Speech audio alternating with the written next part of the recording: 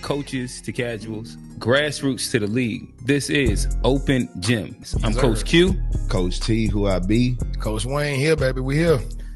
This new word, it's a 3-letter word, NIL. Yes, sir. The introduction of money into the grassroots space, into the college space. I'm going to play a clip, and from there, we can kind of, just get into the conversation a little bit. Any professional team parking lot. What? They got freight and Lamborghini. What? How much money they got? You know how much paper they getting now? They get talking about back then. No, I'm talking about now. I'm talking about the parking lot. I'm about to say now. Now it's different. I had a 96 Explorer. No, they're not driving, bro. That's USC. That's USC. Shit, you before when you walk into college and do a tour now, it's like, I need a Lambo. What color? Yeah, where the Lambo at? What color? I mean, My mom it was like that. It's a little different now. Yeah. So it's like you got all this shit to deal with. And like now, I feel sorry for a lot of these NIL youngins. And I want you to get your paper, but we're going to lose a lot of great ones that could have been extraordinary because they're going to max out because you're going to go to a school you shouldn't have probably went to where you're not going to get the best training, the best coaching, to go to the next, to become an elite player on all levels. But you're going to get the bag, though. You might get the bag. They don't crash out earlier. You're going to get back. Go ahead. Can I tell you something? Talk to me. What is y'all feelings about the NIL? There has been a lot of money in grassroots and college sports off the books. Some might say that they used to be like the black market and they just made it official. Some people say that now you could look at, I forget is it UNLV, the quarterback, where there's false promises that's being made. I think that's the one that's suing, right? Yeah, suing. That's false promises made of what you will give, and then it's reneged. There's the idea of kids becoming complacent, and if you get the bag in high school or college, what do you really need to work for anymore? I don't know. What is your overall thoughts on the introduction of money? We can start at grassroots and then work our way up to college. What is your thoughts on introduction of money in grassroots sports?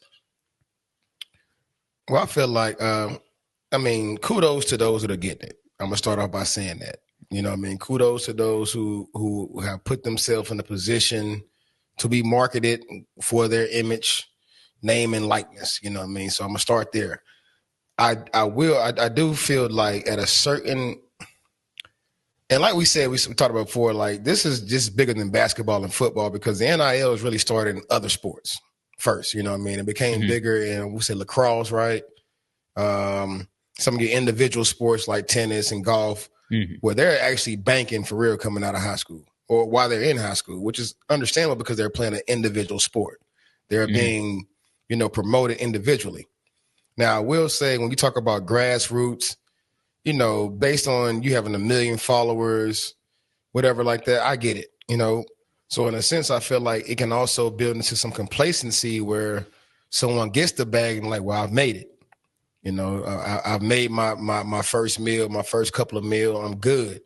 But I also could be the other side of that and motivates you to want to keep that bag flowing, to build more. And I think that's where the background of a kid comes from, the will of a kid to want to be great and be elite comes from. But it's a two-way street right now, especially on the grassroots level, But I feel like as it gravitates and gets older, as you get older and lead into college, that's why NCAA made their new rules now. Now the national level intent is no longer exempt, no longer around. So now we're putting you on a semester by semester contract now. So if I'm giving you this bread, I can always take it away from you. Yeah. So now I'm holding you to the standard of almost like the NFL. I can give you the money up front, but I can cut you anytime I want to. So now you're like Rashard McCants is saying, like, are you teaching these kids to manage the money and manage life now they're getting it?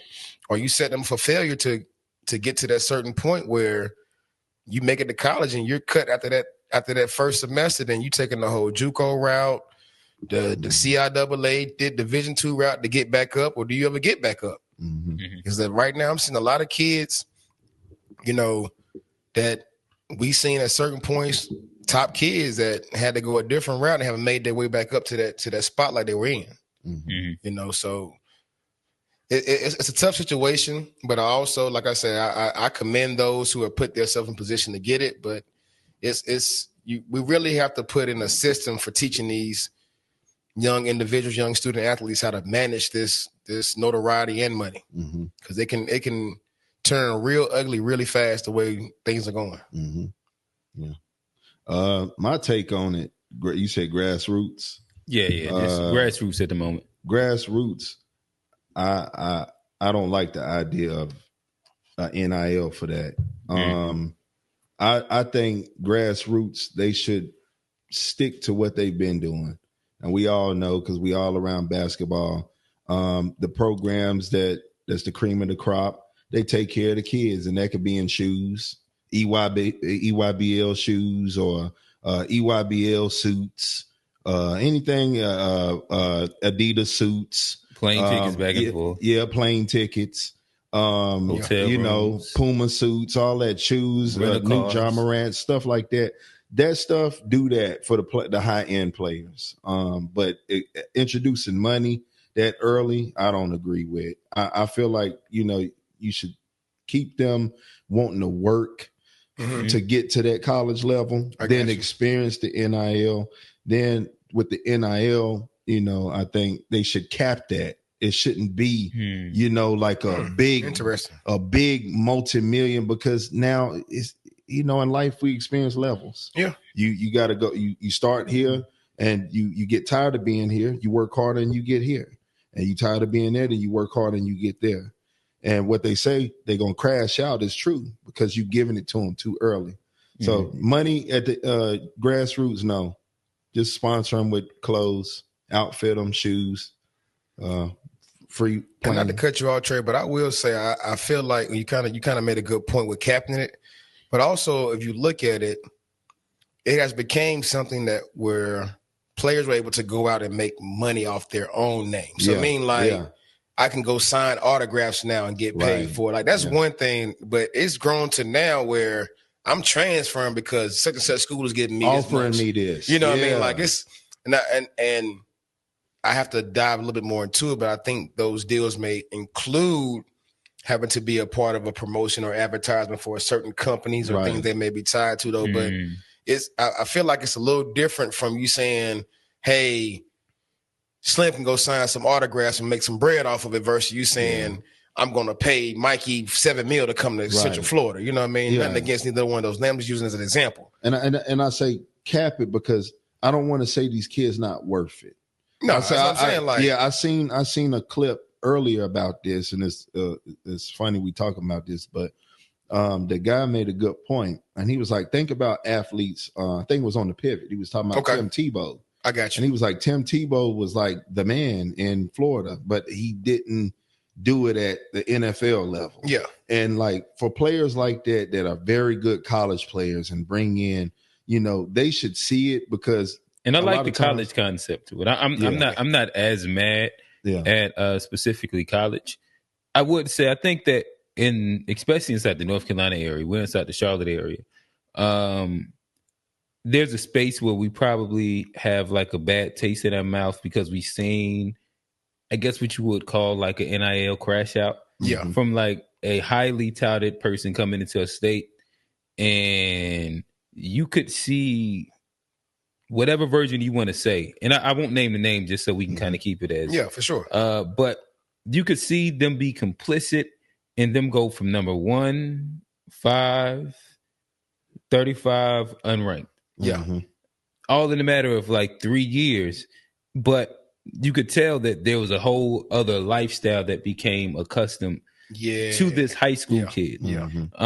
And I think that's a thing that it's easy to see be able to come and influence a lot of kids, where back when we was growing up, kids quit basketball off a little drug money. They was able to sell a little weed, a little something. Yeah, you know what I mean? In comparison to now, you can get actual legit 1040 money, and at that moment, it's the most money that you ever had. Yeah. Let's just give like a hypothetical, like a kid that, let's say hypothetically, is living in Section 8, and you can get a $10,000 NIL from Bojangles or something like that. one that changed your whole living situation, the whole scenario. Sure. Well, I ain't gonna get into the socioeconomic politics of it, but nonetheless, like that to that person, as long as you can keep it off the books. Oh yeah, like sure. That could be amazing for them and like their family. But then imagine if they're getting that monthly. Oh yeah, and imagine when they become used to that. And like, is it still the will to work? For some people, there will be the will to work. That's what I say. The two-sided thing of it. Yeah, the motivation. They'll be like, oh, the complacency. Yeah. Like, I can see how, like, right now, that's got me, my little brother, and all of them out of this situation. But then there's that kid that, especially if you got enough things already put in place and you're not specifically struggling. Yeah. You might well, you be like, oh dang, I might go get a pack, a big pack. How Shador do? Start doing this. Yeah. Like show that little nugget over there. You know what I mean? Play my song after I score type thing. Right. And like to think that the ego is past high school kids is crazy. Yeah. I think that we've all been there to understand, like, when you get up a little bit, you feel yourself in high school. You almost feel like your shit don't stink. And like, I would be most scared of that, especially without proper financial literacy. And that's what I think that Rashad probably was really good at. Yeah. I love especially in college, the financial literacy piece of it. But even more so, I guess it'd probably be necessary at high school if you're going to divvy out the money. Well, I think Dade County is one of the schools in Florida that actually have a financial literacy course that you got to take to graduate high school. I love that. So, I mean, I feel like that should be implemented across the board. Yeah, you know Common Core, that should be a part of it. I mean, really, we're getting to the point now. I know this is tapping on a whole different, not necessarily a different subject, though, but just the student aspect of an academic is we're getting to a point where we're not necessarily forcing kids to go to college. We're getting back to the old school of like, go get a trade, bro. Go get that trade. You know what I mean? To where now you're teaching that kid who's coming out of high school who may start you got kids right now. The kid at school with our kids, he got his own clothing brand. Yeah. So now you're talking about a financial literacy course that's teaching this young man to really how to market his brand, get out there to when he graduates, he's signing with, either a celebrity or somebody that's going to really market his brand because he understands that purpose of it and how to get that done. So I feel like it should be something that we implement in all schools because it's not just about our athletes. We got kids that are really entrepreneurs making. Shoot, his son is selling beats right now, bro. Like, think about if he's taking a class that's helping him learn how to manage to even do that on a whole different level. You know what I mean? So that's something that we as parents, coaches, trainers should be shooting for at these superintendent meetings that we don't never go to, which is sad. But we should be going and saying, yo, why are we not teaching these kids financial literacy? Especially when we're giving them all this money going forward for our student athletes, NIL deals, to where they get to college, they're aware of what's going on. Now you're feeding into college where, like they saying, NCAA is like, hey, bro, we're going to treat you as such. You want to get paid? Now we're going to treat you like an employee. Yeah. Right. I mean, now I got all the power back again. Y'all had the power for 2 years to make that money transfer where you want to transfer to get the bag. Now I'm going to get back to we taking control of it. Now I'm going to sign you on a semester by semester basis. Yeah. That's the rough part of it. I think that we kind of hit on it a little bit, but do y'all want to expand on feelings about NIL when it comes down to college and college kids getting the bag? Thoughts? Yeah. I'll tell you what I said. I think it should be a cap. Yeah, I feel like it should be a cap, but I also feel like, I mean, one thing you can't take away from is those individual sports. And everything's under one umbrella, so you have to treat everything as such. Like if I'm playing golf, I'm playing tennis, certain sports like that, equestrian, you have that nowadays in college and certain sports. They deserve to get paid as they are. You talking about some of these kids are pros already at 16, 17, 18, 19. Right. They get to compete on pro circuits and certain things. Right. So looking at it from that aspect, I get it, but I do feel like it should be a cap. Like we should not be paying an incoming freshman $10 million. Right. I mean, I'm just shout out Archie Manning. Ain't that his name? What's Manning boy? I mean, but he has a marketable name. He do, and he pulled the best deal ever though. But not playing. Why everybody said they signed off on their image and likeness for the college game. He said, you know what? Sign me to market the game. That's what he signed. He signed the contract to market the game. But that's what happened when your father was an NFL coach. No, your granddad. Your granddad was and both of your uncles. Got 2 uncles, yeah. Mm-hmm.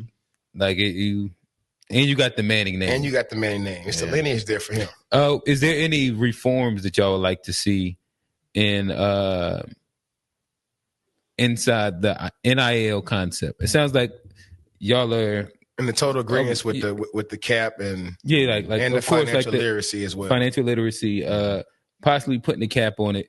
I think right now, do you think that it'd be a fair concept to make NIL team based in comparison to like all the players get some of the NIL money, where it becomes like divvied down? I've heard that as like a concept. Well, some teams have that, like some of the mid-major teams I've seen where a company has signed the whole team. We talk about walk-ons and everything. So it may be as little as $1,500 a month.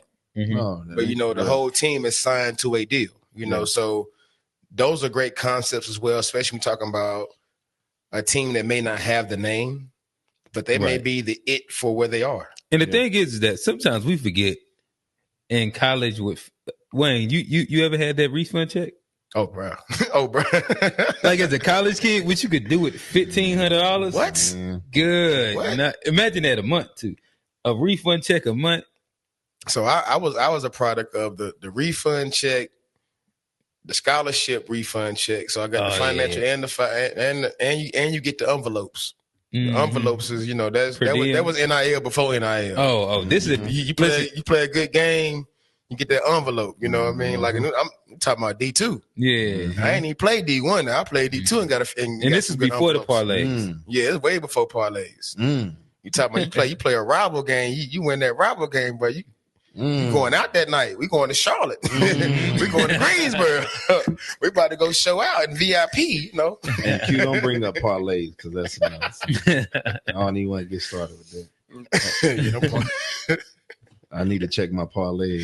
I'm just gonna wake up in the morning. I want to see green. I just want to see green in the morning. If I see green, I did good. Yeah.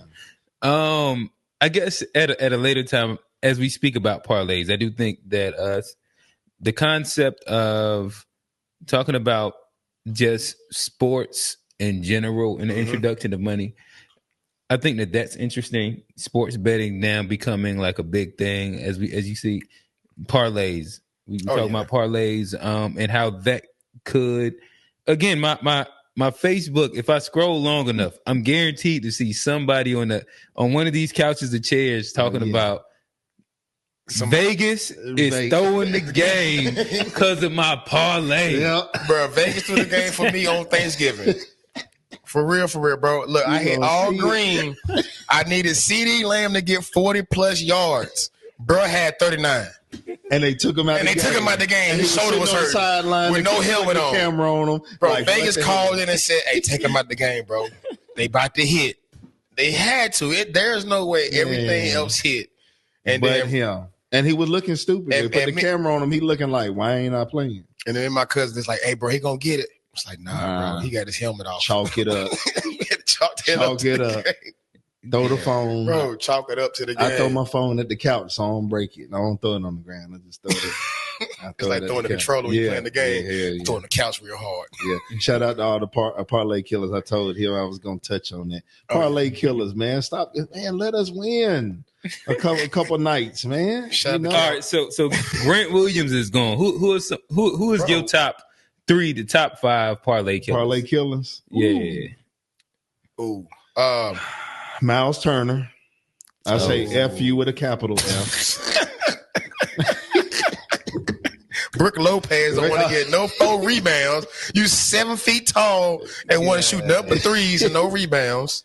Oh, right now, parlay killers, Trae Young. I had him at least getting a dub. He got like 8 points.